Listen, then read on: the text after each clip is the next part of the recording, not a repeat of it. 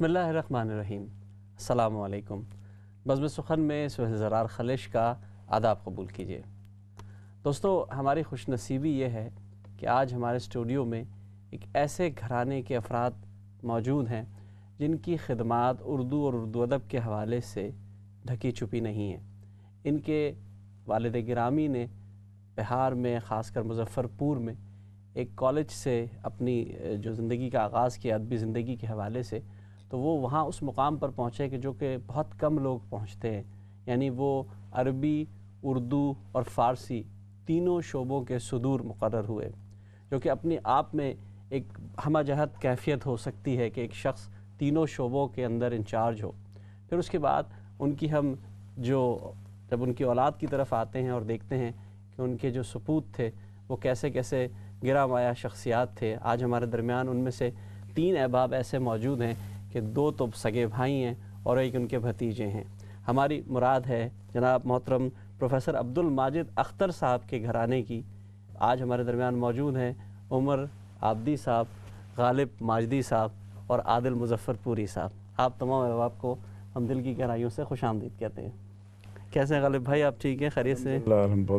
بہت شکریہ آپ کا کہ آپ نے یہ پروگرام رکھا اور ہم لوگوں کو بلایا یہاں۔ عادل بھائی کافی دور سے آئے، عمر صاحب تو آپ امریکہ سے آئے، آپ تمام احباب۔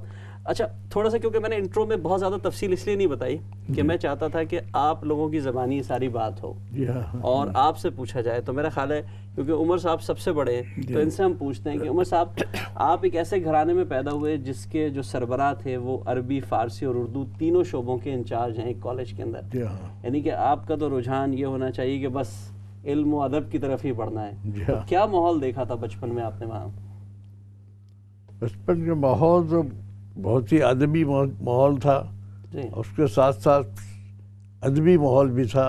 والد صاحب تو استاد تھے اور اردو کے بھی، شاعری کے بھی استاد تھے، اور گھر میں کتابیں ہر طرح کی مہیا تھی، ہر طرح کی کتابیں موجود ہوتی تھیں، اس لیے ہر طرح کی کتابیں پڑھنے کا موقع ملا، خاص کر کے اردو کی کتابیں اور شاعری کی کتابیں۔ اس طرح سے ہم نے مرثیہ بھی پڑھا، مثنوی بھی پڑھی، ساری کتابیں تھیں جو گھر میں ہی موجود تھیں، ماحول تھا گھر کے اندر، گھر کا ماحول تھا، اور ہم لوگ پڑھ بھی رہے تھے، اردو پڑھ رہے تھے۔ بھائی صاحب ایم اے میں کے طالب علم تھے، ساری کتابیں ایم اے کی بھی موجود تھیں، اس لیے ادبی بڑا اچھا ماحول تھا۔ جی اچھا، میرا سوال اس میں اس طرح تھا کہ کیونکہ ہم یہ چیزیں دیکھ رہے ہیں کہ آپ کے گھر میں ہم دیکھتے ہیں پروفیسر عبدالماجد اختر صاحب والد صاحب ہیں، پھر عین میم ساجد صاحب ہیں، پھر آپ کے جو نسیم صاحبہ آپ کی بہن ہے، یہ بھی شاعرہ ہیں، وہ آپ کے والد صاحب تو بہرحال اردو کے شاعر نہیں تھے لیکن اردو پہ انہوں نے عروض پہ خاص کر بڑا کام کیا ہے۔ پھر ہم غالب بھائی کو دیکھتے ہیں، یہ آتے شعبہ آپ سب نے سائنس کا چنا اور ترویج میں اردو کی لگ گئے، یہ کیا ہوا؟ ہاں، وہ کسب معاش کے لیے تو کچھ ایسا شعبہ چننا پڑتا ہے کہ جس میں کچھ آمدنی ہو، کچھ پڑے۔ اب ہم ادب میں رہتے تو کہاں یہاں پیسے ملتے ہیں، ادب ملتے ہیں۔ اچھا، آپ کچھ بتائیے، تبصرہ کیجئے کہ کیا تھا ماحول جو آپ نے دیکھا بچپن میں، خاص کر کے آپ کی بہن بھی شاعرہ تھیں، آپ تو خیر چھوٹے تھے عمر صاحب سے، تو آپ نے تو زیادہ گہرائی سے دیکھی ہوں گی سب چیزیں۔ جی ہاں، میں نے جب ہوش سنبھالا تو گھر میں شعر و شاعری کا بڑا ماحول تھا۔ میرے بڑے بھائی صاحب بھی شاعری کرتے تھے، میری بہن نسیم صاحبہ بھی شاعری کرتی تھیں، اور میرے والد صاحب تو شہر کے بالکل اساتذہ میں شمار ہوتے تھے، اور شہر میں جتنے بھی مشاعرے ہوتے تھے اس کی صدارت وہی کرتے تھے، اور ان کے بہت سارے شاگرد تھے جو آ کے اصلاح لیتے تھے، گھر پہ آ کے اپنے اشعار غزلیں دکھاتے تھے اور والد صاحب ان کی اصلاح کرتے تھے، تو یہ سب ہم لوگ دیکھتے رہتے تھے۔ اس کے علاوہ کہ یہ ہوتا تھا کہ ایم اے کا پرچہ آتا تھا جو والد صاحب چیک کرتے تھے، تو یہ سب ہوتا تھا، چیک کریں والد صاحب پرچے پر، اس کی ٹیبلیشن کر رہے ہیں، پھر اس کے رزلٹ بنا رہے ہیں، تو یہ سب ہوتا رہتا تھا۔ اور میری بہن جو تھی نسیم صاحبہ، ان کی غزلیں تو کئی رسالوں میں شائع ہوتی تھیں۔ اچھا، کیونکہ وہ بڑی تھیں عمر عابدی بھائی سے، تو انہوں نے اپنے کالج کے انجمن کے، جو اردو انجمن کے، یہ کرتا تھا کافی۔ اچھا، وہ بھی بزم اردو ہی کہلاتی تھی، شاید وہاں بزم سخن کہلاتی تھی، بزم سخن۔ دیکھیے بزم سخن کتنی بڑی، ہاں، جی، وہ کالج کی جو تھی آپ کی انجمن بزم سخن تھی نا، بزم سخن تھی، بزم سخن بھائی صاحب سیکریٹری جنرل تھے، بڑے اچھے اچھے مشاعرے کروائے انہوں نے، جس میں کلیم عاجز بھی جب جوان تھے اس وقت ان کو بلایا گیا تھا، جمیل مظہری وغیرہ، بڑے بڑے شعراء کو بلایا تھا، اندری شاہزانی وغیرہ بھی مشاعرے میں آئے، نور ناروی وغیرہ، اچھا بڑے بڑے شعراء آپ لوگ دیکھتے تھے اس محفل میں آتے تھے۔ اچھا پھر جو میرے سوال کا دوسرا حصہ تھا وہ یہی تھا کہ ایک طرف آپ دیکھ رہے ہیں ادبی ماحول ہے، کتابیں ہیں، فارسی ہے، اردو ہے، عربی ہے، لیکن اس کا مطلب ہے کہ پڑھائی کی طرف توجہ بھرپور والد صاحب کی تھی، جبھی آپ سب پڑھائی کی طرف نکلے؟ جی ہاں بالکل، مجھے انہوں نے کبھی میری ہمت افزائی نہیں کی شعر کہنے پہ، میں نے کئی دفعہ ان کے سامنے اشعار کہے تو انہوں نے بس کہا کہ ہاں ٹھیک ہے لیکن ابھی تو پڑھائی کی طرف توجہ کرو۔ ایک دفعہ انہوں نے ویسے مجھے کہا تھا کہ نماز پڑھو، تو میں نے کہا ایک شعر پڑھ دیا ان کو کہ ہمیشہ ہم نے چاہا ہے کہ خود کو قبلہ رو کرتے، مگر یہاں وقت سجدہ تو گزرتا ہے وضو کرتے، تو وہ مسکرائے بولے کہ ہاں شعر تو اچھا ہے بٹ از اے لیم ایکسکیوز، تو یہ کہہ کر انہوں نے کہا، لیکن مجھے کبھی انہوں نے ہمت افزائی نہیں کی کہ ابھی شعر کہو تم، کہتے پڑھائی کی طرف توجہ کرو، ابھی شعر شاعری چھوڑ دو۔ اچھا آپ کی بہن صاحبہ جو تھی نسیمہ ہدیٰ نسیم صاحبہ، دو ان کے مجموعہ کلام محور اور مشگاں آیا، میں نے آپ نے سے بتایا اس میں، لیکن وہ دور تو خواتین کے حوالے سے، اور آج ویسے بھی خواتین کا عالمی دن بھی ہے، بڑا مشکل دن وہ ہوا کرتے ہوں گے حالات کو، ان کو پابندیاں ہوتی تھیں اور شعر کہنا اچھا بھی بہت سے گھرانوں میں نہیں سمجھا جاتا تھا، تو ان کو کس چیز نے ایسی ترغیب دی کہ وہ شعر کہتی رہیں اور کوئی مسئلہ نہیں ہوا، کتابیں تک آئیں ان کی؟ ان کے ایک تو والد صاحب کو دیکھ کر کے وہاں پہ، اور والد صاحب کے شاگرد وغیرہ تھے، ان کا ماحول تھا، اور اس کے علاوہ ان کے خود ان کے شعر وہ خود بخود کہتی تھی، یعنی انہوں نے کبھی کچھ پڑھا نہیں، کوئی عروض نہ پڑھا نہ کچھ پڑھا، وہ پیدائشی شاعرہ تھی۔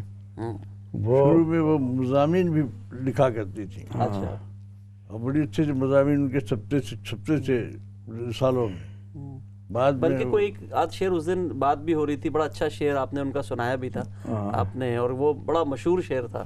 جی ہاں، وہ چلیے کوئی نہیں، آپ تھوڑی دیر میں سوچیں گے، ہم چلتے ہیں عادل بھائی کی طرف۔ میرے حافظہ عادل بھائی، آپ اس تیسری نسل میں آپ آتے ہیں، ماشاءاللہ آپ کے والد صاحب این میم ساجد صاحب جو عروض کے استاد تھے، انہوں نے بہت افسانے لکھے، کتابیں لکھیں، شاعری تو شاید وہ نہیں کرتے تھے لیکن باقی چیزیں ان کی تھیں، تو آپ تک کیسے پہنچا یہ؟ مطلب دادا سے شروع ہوا سفر اور آپ تک پہنچا، اور آپ نے کیوں اس کو اڈاپٹ کیا؟ آپ کہتے ہیں نہیں یار ہو گئی شاعری بہت خاندان میں۔ جی سہیل بھائی، ایسا ہے کہ جب میں نے آنکھ کھولی، اور جس خاندان میں آنکھ کھولی اور ہوش سنبھالا، تو یہی دیکھا کہ جب چچا یا والد صاحب یا ماموں یہ لوگ آتے ہیں تو ادبی نشست بن جاتی ہے خود بخود ہی، اور وہاں جو گفتگو ہوتی ہے وہ یا تو کسی کے مضامین پڑھے جا رہے ہوتے ہیں، کسی کے اشعار صحیح کیے جا رہے ہوتے ہیں، کچھ نئی شاعری سنائی جا رہی ہوتی ہے، تو ہمارا تو ظاہر بڑوں کے درمیان آنا جانا لگا ہی رہتا تھا، تو اس سے یہ ہے کہ شوق ڈیولپ ہوتا ہے، اس سے یہ ہوا کہ ہمارا رجحان جو ہے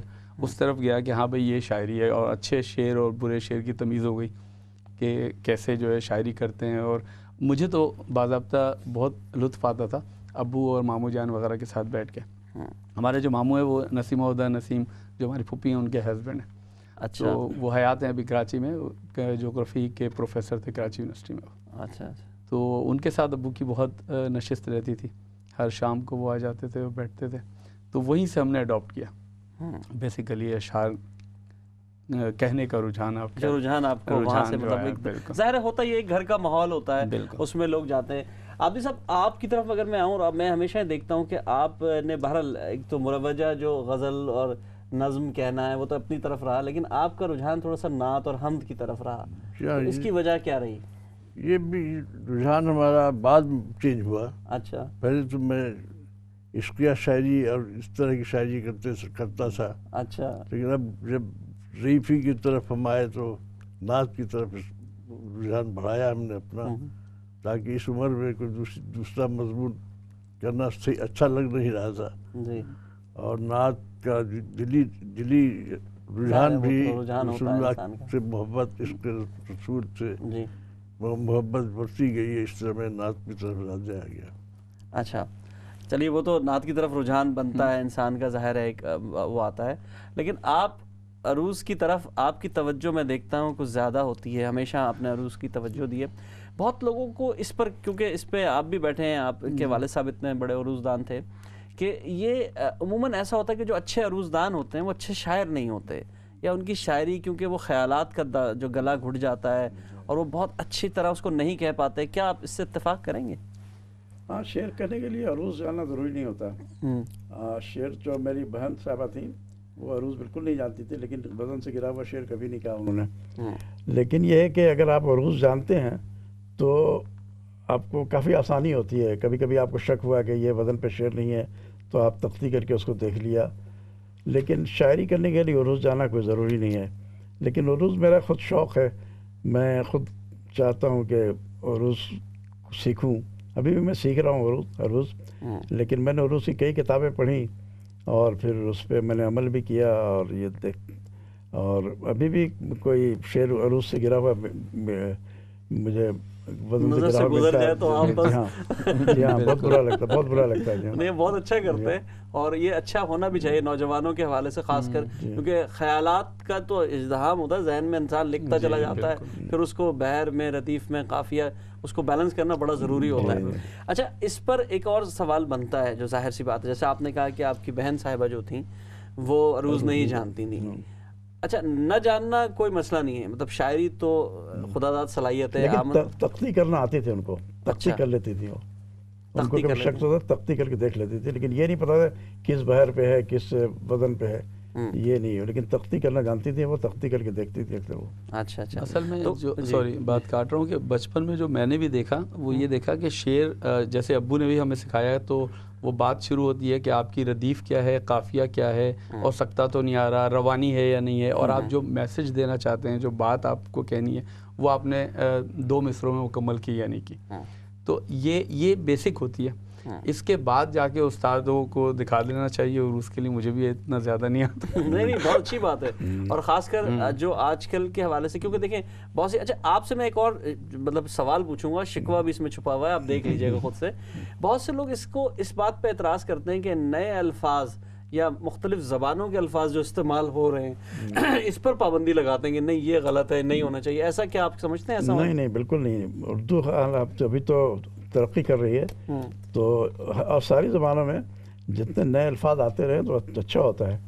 اور اردو میں بھی انگلش کے اور فارسی کے، عربی کے اور ترکی کے اور سنسکرت کے، ہندی کے، ہاں، یہ سب الفاظ شامل ہیں اس میں. اور جتنے الفاظ آتے ہیں اچھا. لیکن صرف یہ ہوتا ہے کہ کچھ الفاظ جو ایسے ہوتے ہیں جن کا تلفظ جو مروج ہے وہ رکھنا چاہیے. بہت سے عربی کے الفاظ استعمال ہوتے ہیں اردو میں، لیکن وہ ہمارے ہاں جو اس کا تلفظ ہے مختلف ہے، عربی میں تلفظ مختلف ہے، اور اس پر لوگ ٹانگ کھینچ لیتے لوگوں کی، یہ تم نے کیسے کہہ دیا. لیکن وہ اس پہ زور نہیں دینا چاہیے، کیونکہ اردو کا جو تلفظ ہے اسی کو رکھنا چاہیے. بالکل، یہ بالکل صحیح کہا آپ نے. کئی لوگوں سے اس پہ بات ہوئی، بعض لوگ لفظ مشکور کو پکڑ لیتے ہیں، حالانکہ اس کی بڑی وضاحت آ چکی ہے، تو اب اس پر لوگوں کو ایک دوسرے کی ٹانگیں نہیں کھینچنی چاہیے. اچھا، بات یہ ہوگی کہ جیسے آپ کے والد صاحب کو ہم دیکھ رہے ہیں کہ عربی، فارسی، پھر اردو کی طرف ہے، تو آپ میں سے کوئی عربی فارسی کی طرف نہیں کیا؟ فارسی میں نے پڑھی ہے. اچھا. میں نے فارسی کافی پڑھی ہے. میٹرک میں میرا فارسی سبجیکٹ تھا ایک. اچھا. اس کے بعد میں نے فارسی پڑھی ہے، لیکن عربی میں نے نہیں پڑھی زیادہ. وہ عربی جو روایتی عربی مذہبی ہے، شروع میں والد صاحب نے مجھے مدرسے میں رکھا تھا. اچھا. وہاں صرف، نحو اور میزان وغیرہ کتابیں میں نے پڑھی تھوڑی، لیکن وہ بس ویسے معمولی طرح سے زیادہ. عربی میں نے پوری نہیں پڑھی. اچھا، ایک چیز اور جو ہم سمجھتے ہیں، میں کیونکہ بات سے بات نکلی تو بات کرتے ہیں، عمر صاحب جواب دینا چاہیں، آپ دینا چاہیں، کہ عروض کے حوالے سے ہم یہ دیکھتے ہیں کہ جو ہمارے یہاں مدرسوں میں عروض ایک علم کی حیثیت سے پڑھا جاتا ہے، تو بہت زیادہ، مطلب کوئی 28,000 عروضی تو کراچی میں پھر رہے ہوں گے میرا خیال ہے، 28,000 سے زیادہ.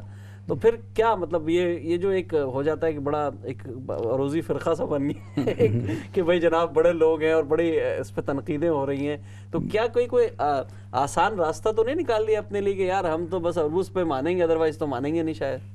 نہیں، مدرسوں سے کیا مراد آپ کی؟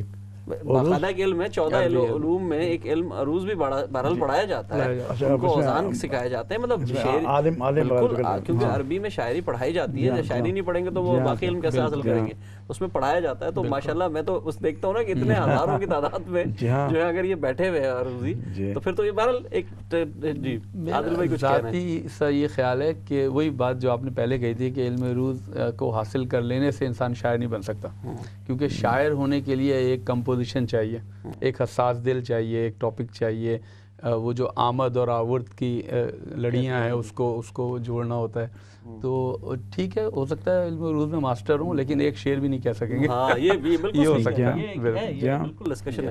اب جو ماہر عروض ہیں ڈاکٹر آفتاب مستر صاحب, انہوں نے لکھا نا کہ وہ عروض کا جان لینا عروض کی جان لینے سے بہتر ہے. تو میرا خیال ہے یہ زیادہ اچھا ہے کہ تھوڑا بہت جان لے آدمی اس کی جان لینے سے. اچھا, کیونکہ ہمیں بریک پہ جانا, میں چاہوں گا اگر آپ چاہیں نسیم صاحبہ کا کوئی اگر اشعار سنانا چاہیں ہمیں. تم سناؤ بھائی, تمہارے پاس تمہیں یاد ہوگا, تاکہ ہم یا ڈاکٹر صاحب, پروفیسر صاحب عبد الماجد صاحب کا یا آپ کے والد صاحب کا کوئی اشعار. نہیں, میں پھوپھی جان کا ایک خطہ ہے جو بچپن سے مجھے یاد ہے, یہ ایک شعر ہے میرے خیال سے, میں شروع کرتا ہوں, اگر یاد آ گیا تو آگے سنا دوں گا. کہ میرے سینے میں دل نہ رکھتا وہ, میرے سینے میں دل نہ رکھتا وہ, ایک پتھر ہی کاش رکھ دیتا, اس کے نیچے دبا کے پھر میری آرزوؤں کی لاش رکھ دیتا. کیا کہنے. اور ایک ان کا شعر ہے کہ ناصحہ طرز پند و نصیحت بدل, ناصحہ طرز پند و نصیحت بدل, بات میٹھی ہے لہجہ بڑا تلخ ہے. واہ واہ, یہ پوری ان کی غزل بڑا تلخ ہے, بڑی مشکل ہوتی تھی, بڑا تلخ ہے, بہت مشکل. شاعرات پاکستان میں ان کا نام ہے, جو میں نے پہلی کتاب دیکھی جہاں پھوپھی جان کا شعر اور وہ, تو وہ شاعرات پاکستان اس وقت ادا جعفری وغیرہ کے وقت کی بات ہے کہ ان کا نام تھا, ان کے اشعار تھے. اسی میں چند اشعار مجھے یاد ہیں. ایک اور یاد آیا ہے کہ ابتدا تلخ ہے انتہا تلخ ہے, زندگانی کا سارا مزہ تلخ. کیا بات ہے. ابتدا تلخ ہے انتہا تلخ ہے, زندگانی کا سارا مزہ تلخ ہے, ہم کو اچھی لگی نہ میں زیست بھی, موت کا بھی سنا ذائقہ تلخ. موت کا بھی سنا موت کا بھی سنا اتنا اچھا ہے, بہت خوبصورت ہے. کا بھی سنا ذائقہ تلخ. کیا بات ہے. یہ وہ اشعار ہیں جو بچپن سے یاد ہیں گھر کے. کیا بات ہے.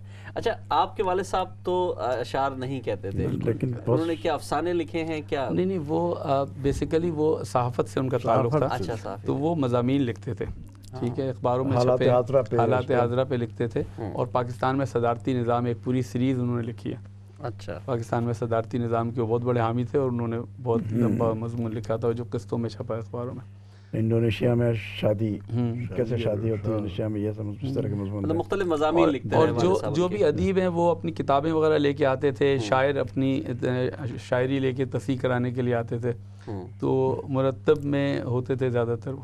اچھا, عبد الماجد صاحب جو تھے آپ کے والد صاحب, پروفیسر عبد الماجد اختر صاحب, ان کی آپ نے جیسے مجھے بتایا کہ 5 کتابیں ان کی ہیں. ایران کی تاریخ, شاہنامہ فردوسی کے تناظر میں, روحانی دنیا, روح اور خواب کی حقیقت پر, بانگ دروں, شعری انتخاب, رموز حیات, متفرق مضامین, اور کلیات اختر.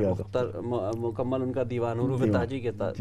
تو بڑا کام تھا, بہت کام کیا. تو اس کے علاوہ بھی بہت کام تھا. بہت ساری ان کی کتابیں ہیں جو ہم لوگ جو ہجرت کی ہم لوگوں نے انڈیا سے ایسٹ پاکستان گئے, پھر ایسٹ پاکستان سے ویسٹ پاکستان آئے, جس میں ضائع ہو گئے بہت سارے مسودے ان کے. پورا ایک ان کا بکس تھا, سوٹ کیس تھا, تو وہ کہیں غائب ہو گیا, پتہ نہیں کہاں رہ گیا, پتہ نہیں. اس میں بہت سارے مسائل, وہ انگلش میں بھی لکھتے تھے. اچھا, پروفیٹک ڈریم ہے, ویمن اسلام, اس طرح کے مضامین تھے. بہت سے مضامین چھپے ہیں وہاں رسالوں میں, لیکن اس کی کتاب کی شکل میں نہیں چھپ سکے وہ مضامین بہت سارے. وہ اسپیچ دیتے تھے انگلش میں. اچھا, اور سائنس ان کو بنایا جاتا تھا ملٹری کیمپس میں, اس وقت برطانیہ کا راج تھا, تو اس وہاں جا کے اسپیچ دیا کرتے تھے. وہ انگلش میں, ساری انگلش سے اسپیچ ہوتی تھی, اور اس میں مضامین جو ہوتے تھے اس میں سائنس کے, جیولوجی کے, اس کے, ان کا ایک لیکچر تھا ہڈن ٹریجر آف بہار. اچھا, ہڈن ٹریجر آف بہار. ہاں, تو بہار میں کیا کیا اوٹس ملتے ہیں, کتنے کتنے وہ ہیں, وہ پورا انہوں نے ڈیٹیل دیا تھا. مطلب بڑا کام ہے. مطلب ہم یہ دیکھنا چاہ رہے ہیں اپنے ناظرین تک, ہم یہی پہنچانا چاہ رہے ہیں کہ آپ کی فیملی کا, اور خاص کر آپ کے دادا کا اور آپ کے والد صاحب کا جس قسم کا کردار رہا اردو کے فروغ کے لیے، وہ نہ صرف انشاءاللہ ان تک رہا بلکہ انشاءاللہ آگے گیا اور مزید آگے جا رہا ہے، جس کو ہم دیکھ رہے ہیں۔ اب ہم ایک چھوٹا سا سوال پوچھیں گے کیونکہ ہمیں بریک پہ جانا ہے۔ آپ نے کئی ہجرتیں کی، جیسے آپ نے تذکرہ کیا، تو وہ مضامین بھی آپ کی شاعری کا حصہ بنے ہیں، میں نے تو دیکھا ہے۔ تو اور بہن کی شاعری میں بھی وہ مضامین نظر آئے، عادل بھائی کیا بھی نظر آئے یا نہیں آئے؟ جی ہاں، بادی کی جو شاعری ہے نسیم آبادی کی، اس میں بھی ہجرتوں کا ذکر ہے، اور ہجرتوں میں جو مصیبتیں اٹھائی ہیں اس کا اس میں تذکرہ ہے۔ تو وہ تو ہوتا ہے، دل پہ جو تاثر انسان لیتا ہے بالکل، وہ تو بالکل اس کا ایک اثر ہوتا ہے اور ایک ظاہر اثر ہوتا ہے۔ ہمیں ایک چھوٹے سے بریک پہ جانا ہے۔ میں جانے سے پہلے ناظرین ایک بات کہنا چاہوں گا، پچھلے ہفتے بھی میری اس پہ بات ہوئی تھی کہ پرندے بھی خوشی سے ڈولتے تھے میرے آبا جب اردو بولتے تھے۔ تو جو ہم نے آج تذکرہ کیا ہے وہ اپنے آبا کا ہی ہے۔ انشاءاللہ چھوٹے سے بریک پہ جا رہے ہیں، بریک کے بعد آپ سے پھر ملاقات ہوگی آداب پر سے۔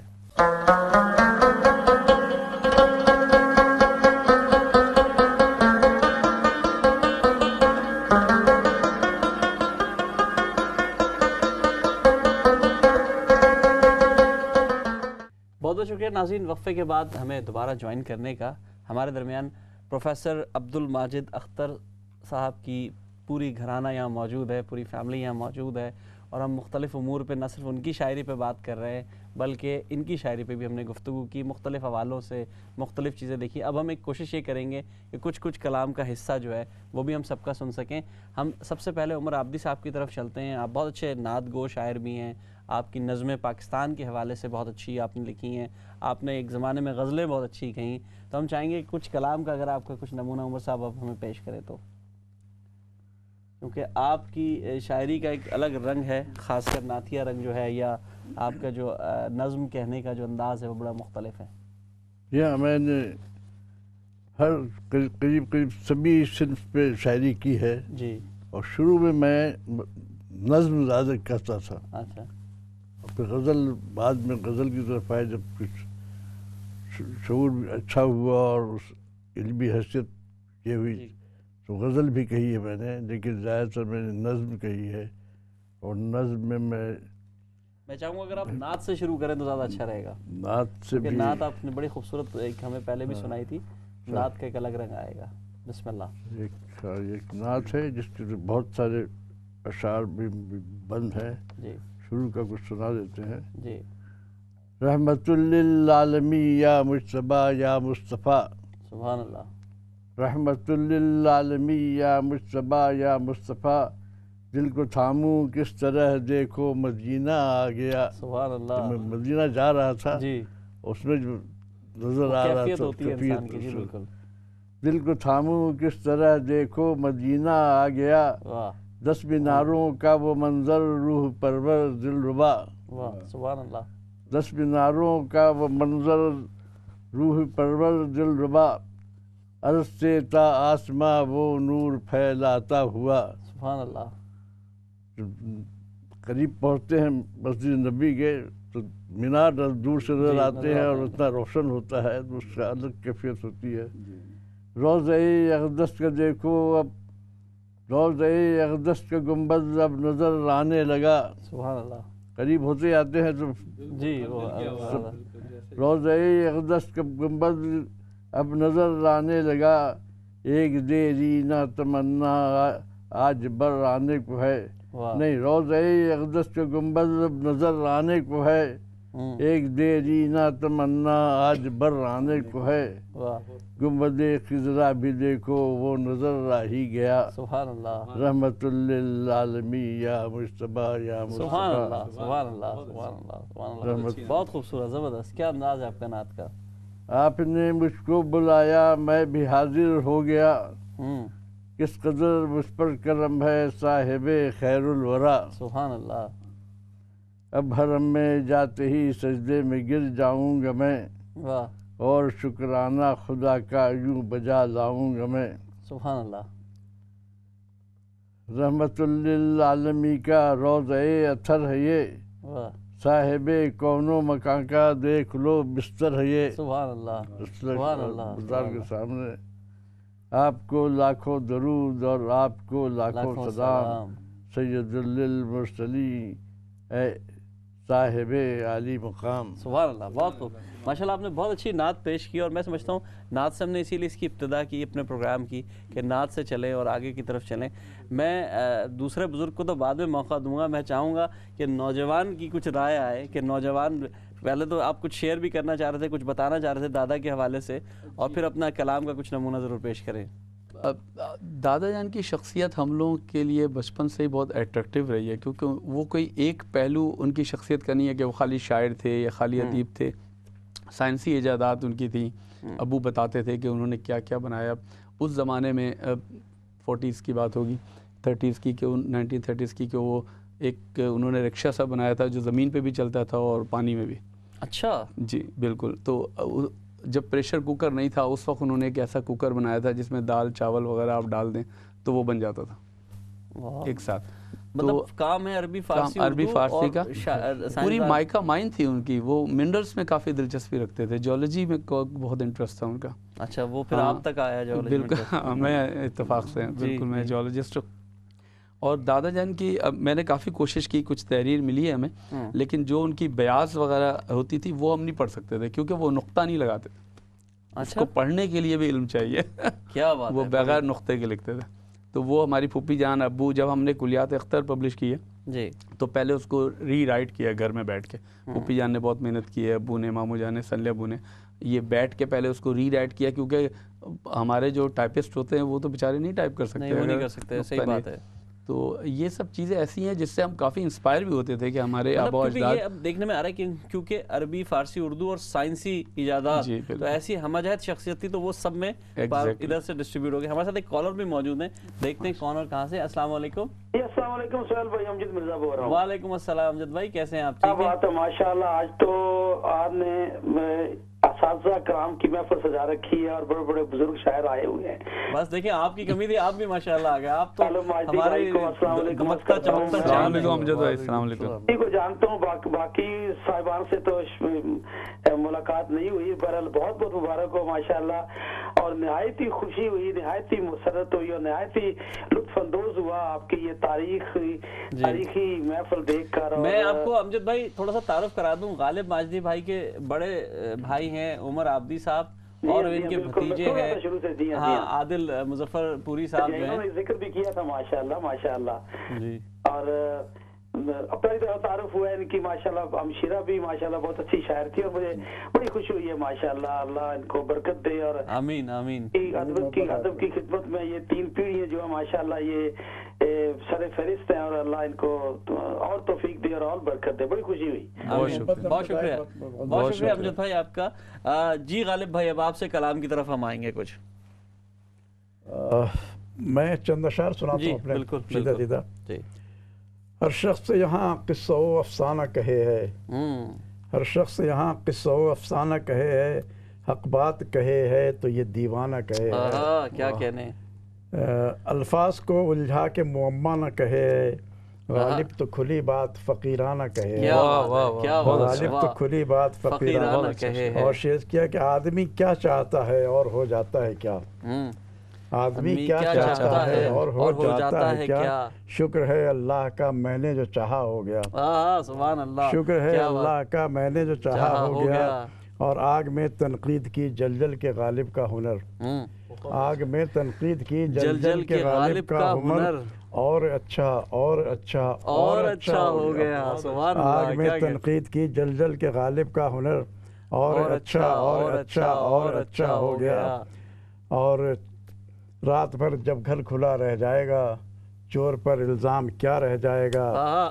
سوکھے پتوں کو ہوا لے جائے گی, بوڑھا برگد دیکھتا رہ جائے گا. کیا بات ہے, واہ واہ واہ. بوڑھا برگد دیکھتا رہ پھر پڑھیے, واہ واہ واہ. رات بھر جب گھر کھلا رہ جائے گا, چور پر الزام کیا رہ جائے گا. اور سوکھے پتوں کو ہوا لے جائے گی, بوڑھا برگد دیکھتا رہ جائے گا. کیا کہنے. اور جزو کو کل کی طرف دہر میں مائل پایا, جزو کو کل کی طرف دہر میں مائل پایا, گر کے دریا نے سمندر میں ہی ساحل پایا. اور میرے بستر پہ کتابوں کا تھا انبار بہت, میرے بستر پہ کتابوں کا تھا انبار بہت, صبح دم خود کو مگر اور بھی جاہل پایا, صبح دم خود کو مگر اور بھی جاہل پایا. تو میں چاہ رہا ہوں کہ ایک میں نظم سناؤں جو حالات نظم ہم سنیں گے اگلے اس میں، کیونکہ ہم چاہ رہے ہیں کہ ہم سب کی نمائندہ جو چیدہ چیزیں ہیں نا وہ لے لیں. تو میں چاہوں گا کہ عادل صاحب آپ بھی اپنی کوئی غزل اگر سنائیں تاکہ اس سے ایک ماحول بن جائے گا اور اس گھرانے کا جو غزلی جو تصور ہے نا وہ ہمیں پتہ چلے گا کہ ہے کیا، آپ لوگ کس طرح لے کے چل رہے ہیں چیزوں کو. اور آپ کی غزلیں تو میں نے ہمیشہ پسند کی ہیں، میں بالکل مشکور ہوں. وہ کہتے ہیں وہ بات جو میں کہنا چاہ رہا ہوتا ہوں، پھر میں کہتا ہی نہیں ہوں. میں نے کہا ایک آدمی کام کر رہا ہے تو کیا ضرورت ہے دو کو شعر کہنے کی. محبت ہے، آپ کی محبت ہے. اصل میں ایک سب سے زیادہ امپورٹنٹ بات یہ کہ ہمارے یہاں ہم لوگ کل وقتی شاعر نہیں ہیں، ہم موقع محل کے حساب سے شاعری کرتے ہیں. جیسے آپ نے ابھی ہجرتوں کی بات کی وقفے سے پہلے، تو میری چند اشعار سناتا ہوں اس کے میں کہ ہجرتوں کے ہوتے ہیں سمراٹ بھی، ہجرتوں کے ہوتے ہیں سمراٹ بھی، آنکھیں لیکن کرتی ہیں برسات بھی. ہجرتوں کے ہوتے ہیں سمراٹ بھی، آنکھیں لیکن کرتی ہیں برسات بھی، اور ماں سے دور جو رہتے ہیں پردیس میں، ماں سے دور جو رہتے ہیں پردیس میں، لکھنا ان کا مشکل ہے جذبات بھی. لکھنا ان کا مشکل ہے جذبات بھی. آپ نے ترجمانی کر دی سب. جی یہ ہجرتوں کے حوالے سے تھی، لیکن آپ کی غزل کی فرمائش ہے تو میں آپ کو سنا دیتا ہوں. جی بالکل بالکل، سب کو چھوڑنا پڑتا ہے، پورا اہل خانہ کو چھوڑ کے. جی عادل بھائی. غموں کے آتش سیال سے پریشاں ہے، غموں کے آتش سیال سے پریشاں ہے، دیار ذات تو باقی ہے پر یہ ویراں ہے. دیار ذات تو باقی ہے پر یہ ویراں ہے، اور نہ پوچھو خواب زدہ شہر کے تماشے کو، نہ پوچھو خواب زدہ شہر کے تماشے کو، کہ دیدور کبھی ادراک مثل نادا ہے، کہ دیدور کبھی ادراک مثل نادا ہے. اور ہمارے لوگوں کی فطرت بدل گئی کتنی، ہمارے لوگوں کی فطرت بدل گئی کتنی، ہر ایک بات پہ پھٹتا یہاں گریباں ہے. ہمارے لوگوں کی فطرت بدل گئی کتنی، ہر ایک بات پہ پھٹتا یہاں گریباں ہے. اور سکون قلب کی راہوں کا میں مسافر تھا، سکون قلب کی راہوں کا میں مسافر تھا، پڑاؤ زیز کا کیوں تشنگی سے لرزاں ہے، پڑاؤ زیز کا کیوں تشنگی سے لرزاں ہے. اور وہ جس کے لفظ سے دل کو میرے قرار آئے، وہ جس کے لفظ سے دل کو میرے قرار آئے، اب ایسا دوست ہے کوئی نہ ایسا انسان ہے، اب ایسا دوست ہے کوئی نہ ایسا انسان ہے. اور غموں کے آتش سیال سے پریشاں ہے، دیار ذات تو باقی ہے پر یہ ویراں ہے. کیا بات ہے، بہت خوب.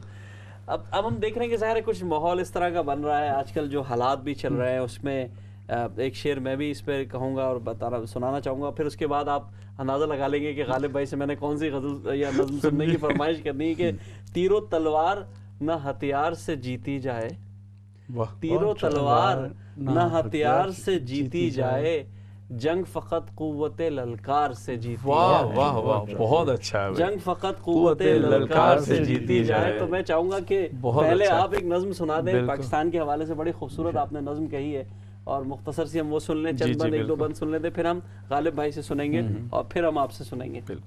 جی، وطن سے دور رہنے کی وجہ سے وطن سے محبت بہت بڑھ جاتی ہے. بالکل بالکل بالکل. اسی پہ وطن کی ہے دھرتی وطن کا نظارہ، سبحان اللہ.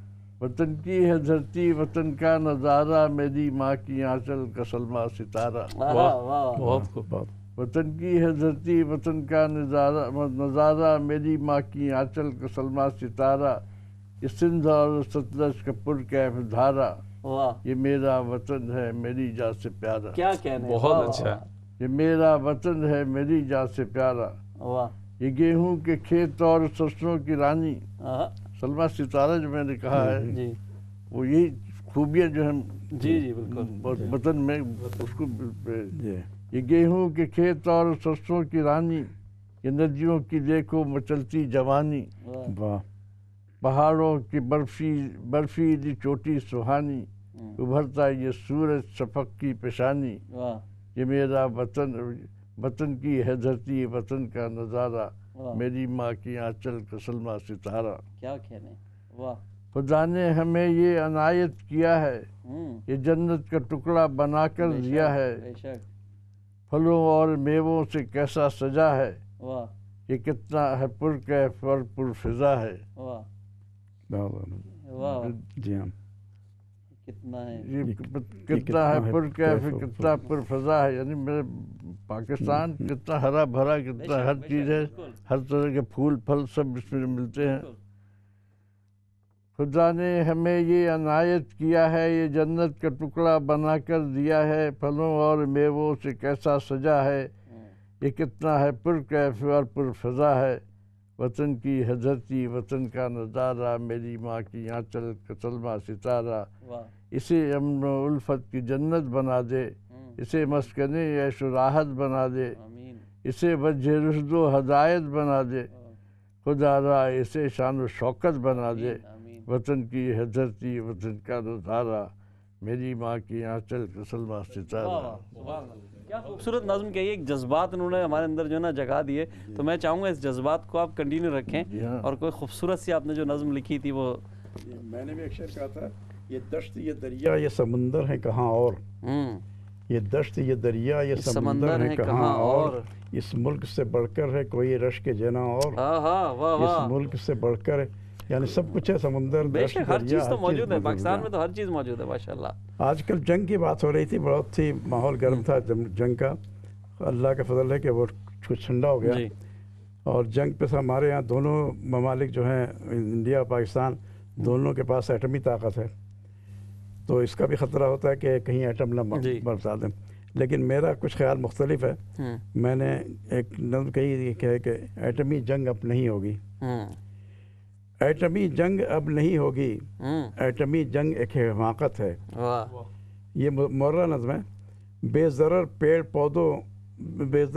پودے حیواں کو، عورتوں بوڑھ اور بچوں کو کون چاہے گا مارنا یوں ہی، بے ضرر پیڑ پودے حیواں کو، عورتوں بوڑھوں اور بچوں کو کون چاہے گا مارنا یوں ہی، ہیروشیما اور ناگاساکی کی ہر تباہی ہے یاد دنیا کو، بم گرانا وہاں حماقت تھی، ایٹمی جنگ تھی جنوں کا عمل، ایٹمی جنگ اب نہیں ہوگی۔